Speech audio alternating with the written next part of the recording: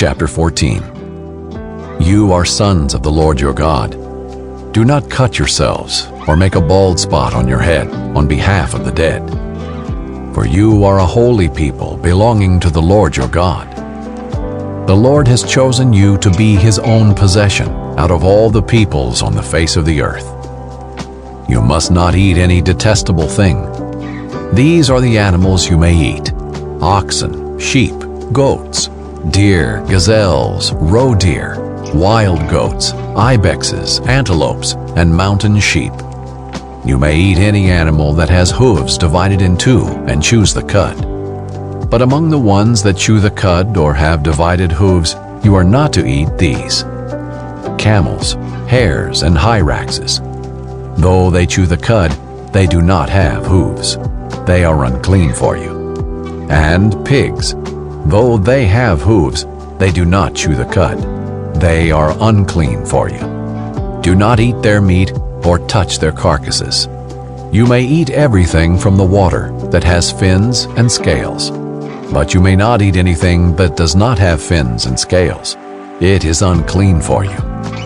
You may eat every clean bird, but these are the ones you may not eat: eagles, bearded vultures, black vultures, the kites, any kind of falcon, every kind of raven, ostriches, short-eared owls, gulls, any kind of hawk, little owls, long-eared owls, barn owls, eagle owls, ospreys, cormorants, storks, any kind of heron, hoopoes, and bats. All winged insects are unclean for you. They may not be eaten. But you may eat every clean flying creature. You are not to eat any carcass. You may give it to a resident alien within your city gates, and he may eat it, or you may sell it to a foreigner.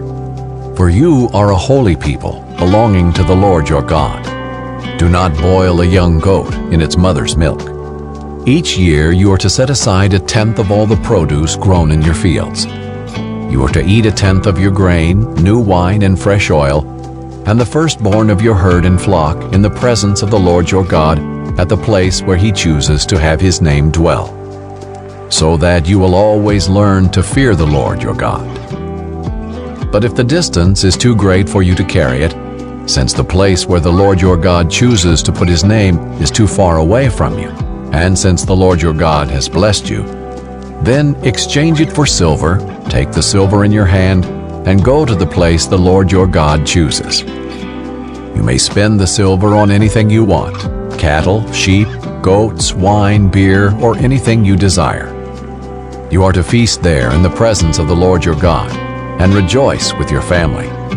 Do not neglect the Levite within your city gates, since he has no portion or inheritance among you. At the end of every 3 years, bring 1/10 of all your produce for that year and store it within your city gates.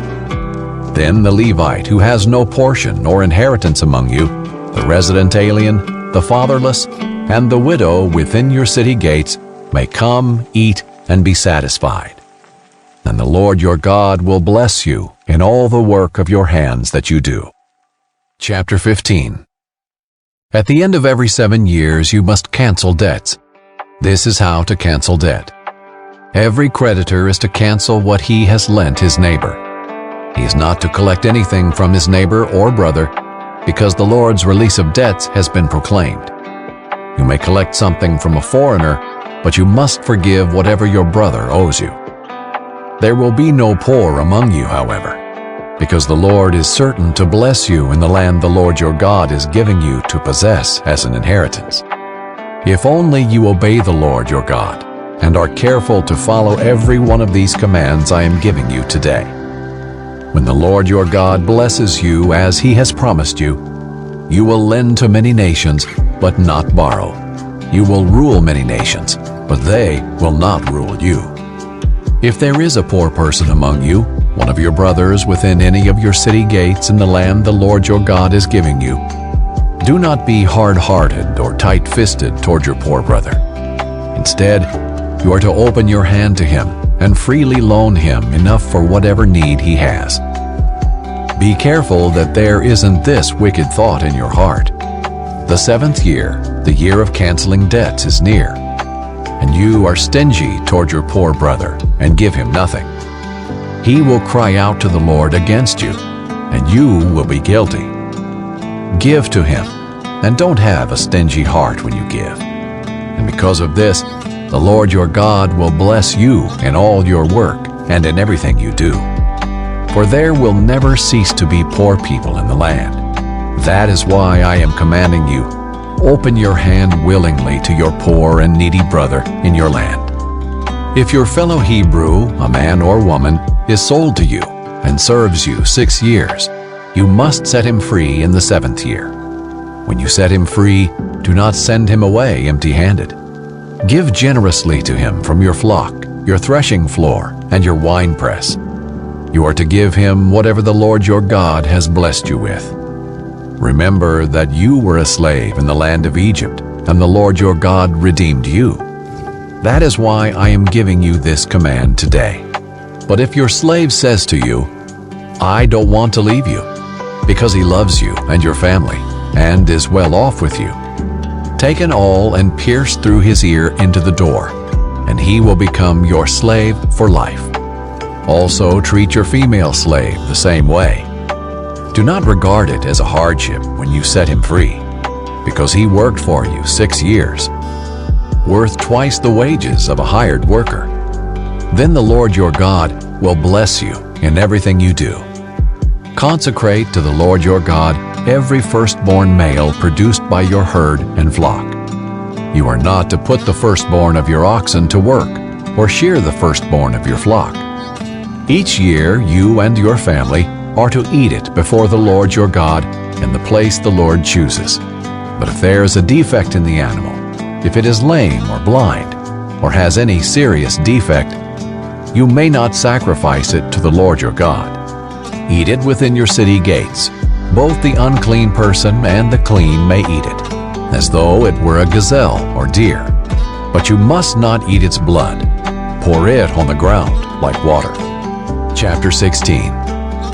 Set aside the month of Abib and observe the Passover to the Lord your God, because the Lord your God brought you out of Egypt by night in the month of Abib.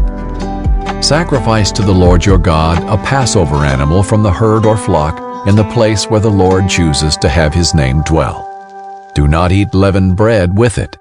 For 7 days you are to eat unleavened bread with it, the bread of hardship, because you left the land of Egypt in a hurry, so that you may remember for the rest of your life the day you left the land of Egypt. No yeast is to be found anywhere in your territory for 7 days, and none of the meat you sacrifice in the evening of the first day is to remain until morning. You are not to sacrifice the Passover animal in any of the towns the Lord your God is giving you. Sacrifice the Passover animal only at the place where the Lord your God chooses to have his name dwell. Do this in the evening as the sun sets, at the same time of day you departed from Egypt. You are to cook and eat it in the place the Lord your God chooses, and you are to return to your tents in the morning.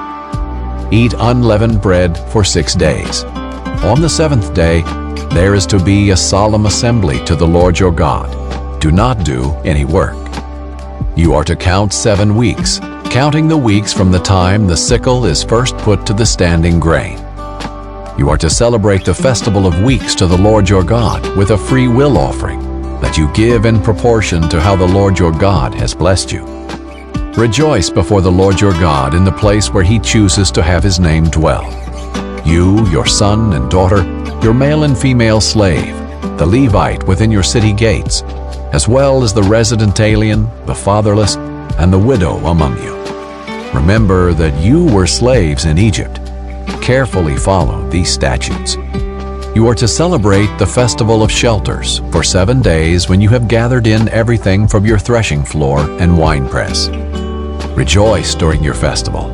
You, your son and daughter, your male and female slave, as well as the Levite, the resident alien, the fatherless, and the widow within your city gates.